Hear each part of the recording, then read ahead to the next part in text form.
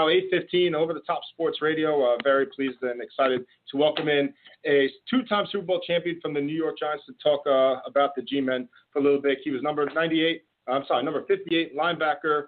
Carl Banks is joining us on the line. So, Carl, thank you so much for joining us. Hey, thanks for having me, guys. Yeah, so Carl, I want to talk to you about your career a little bit, but first we got to start with your career off the field, which is covering the New York Giants. You've seen so many good times since you've been in the radio booth, but what's going on with this team right now? A game like yesterday, that's just not something you see out of a New York Giants team.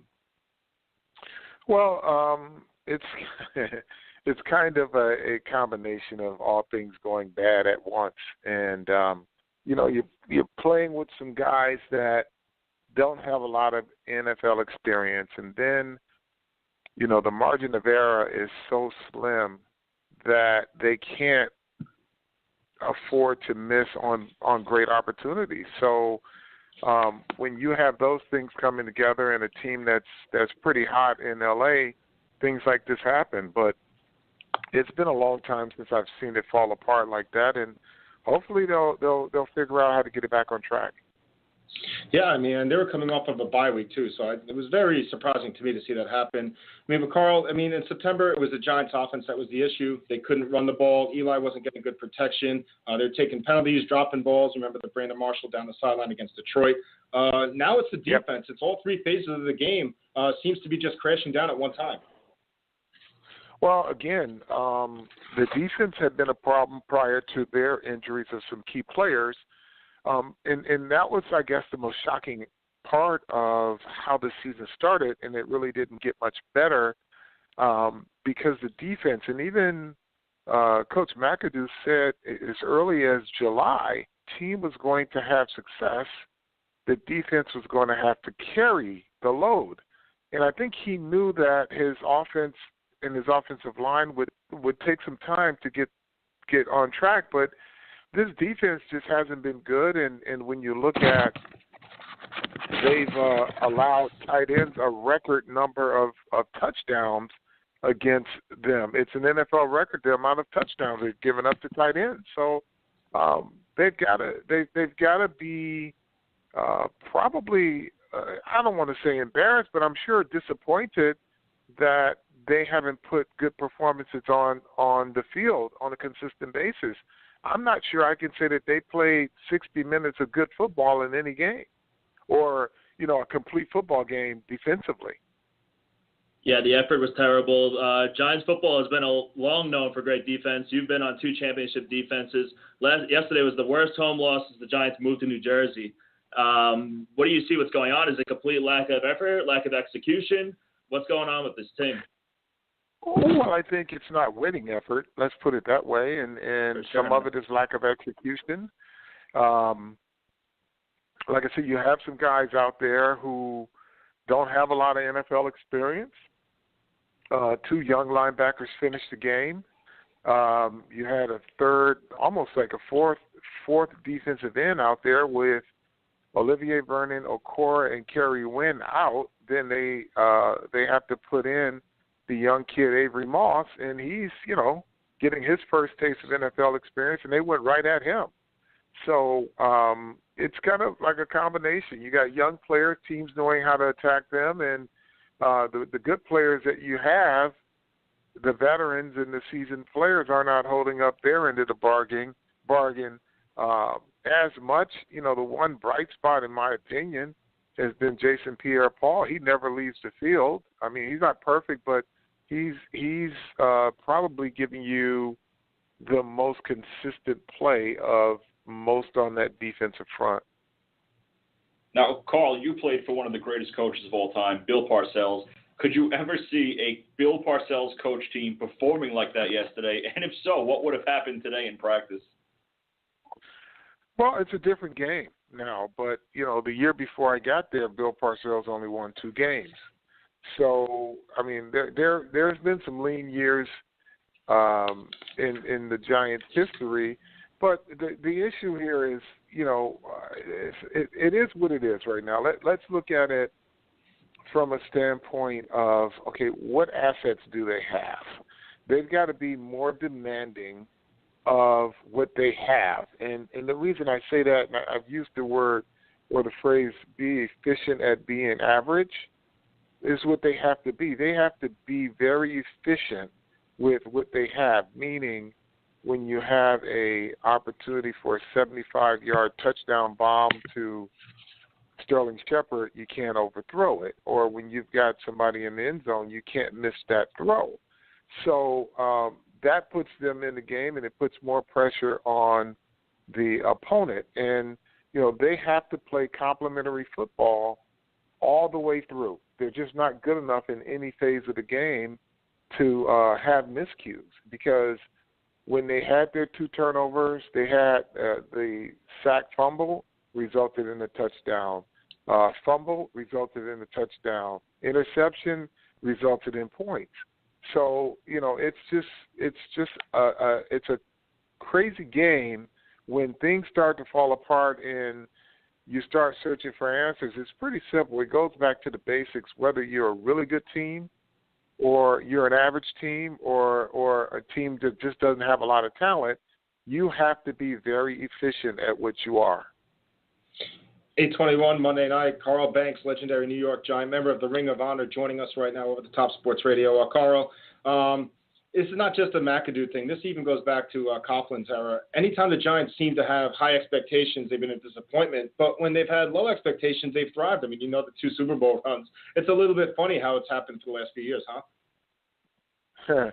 Yeah, well, I mean, you know, some groups can handle prosperity and some can't. I mean, in an era of free agency, you know, certain games are played on paper and certain teams are crowned champions before they take the field, and that, you know, they become susceptible to the accolades or the praise before they even go out. And I think that is in part what happened with this Giant team, especially on the defensive side of the ball. I think they really felt that they arrived, and as it turns out, they just are not as good as they thought they were. They're not playing as good as they thought they were.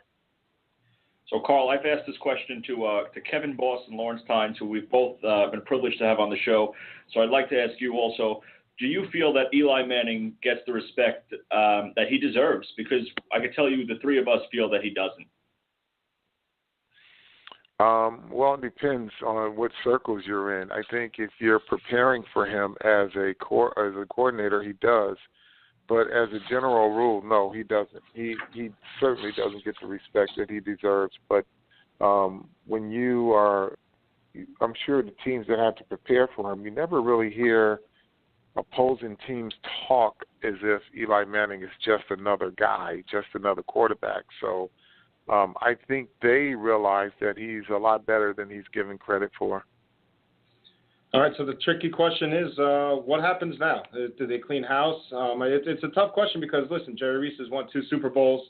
McAdoo won 11 games last year. But a game like that, and all the empty seats now, and the fans are becoming apathetic, does ownership deal with this? Well, they deal with it like their fathers dealt with it. You know, what it is baked in now. So there's 8 games left. There's a lot of football left. I don't think anybody's getting fired during the middle of the season. That's just not how they do things. And they'll deal with the empty seats, and, you know, they want to see how this team fights. That's what they want. And I think that's the coach's responsibility right now, and his assistant coaches, is to demand execution from the players when they give them a good game plan. You listen to Eli Manning talk, he thought they had a great game plan going into the game, and you could see signs of that. But, you know, when he's overthrowing players for touchdowns and not taking care of the football, he and the running game, it's hard to win. So they've got to really have attention to detail with where they are, but it's 8 games. It's just too hard. Like if there were 2 games left, you could start the clock, right? And start to kind of imagine what it's going to be like the off season, the next year, and start to kind of project things. But with 8 games left, it's way too early to to try to look forward to what could happen next year. It's all going to be predicated upon what happens these next 8 games. And, coaches have to coach them out, players have to play them out. Like, if I played in this era or vice versa, 8 games to go is 8 games to go. You can't quit. If you put 8 games of bad football as an individual on tape, there's not a team that will touch you in free agency.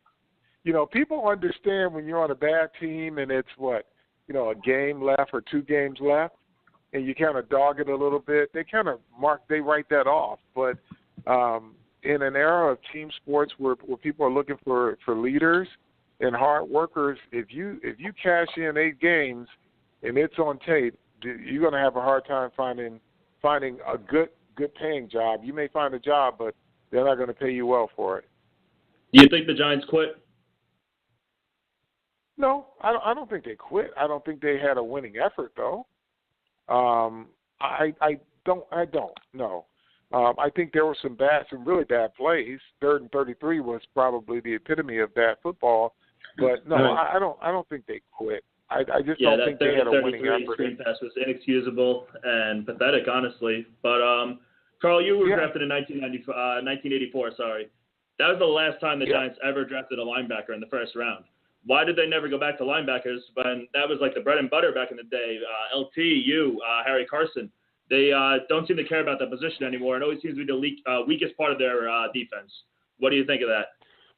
I will say this. I think they need to put more of an emphasis on the position because when they get talent, it certainly helps them. And, B.J. Goodson he has a bright future. He's their most physical linebacker, and he's coming into his own if he can stay healthy.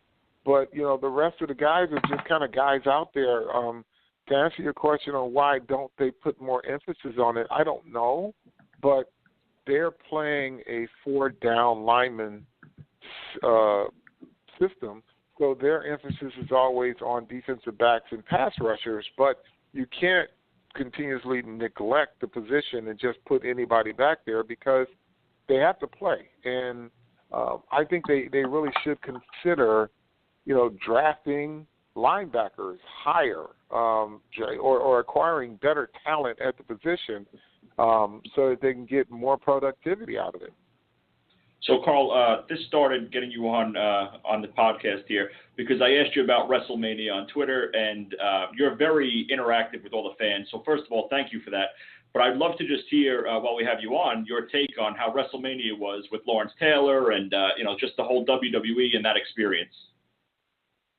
Well, it was WWF then, but it was just the most amazing experience. LT with Bam Bam Bigelow and his crew. It was a lot of fun, man.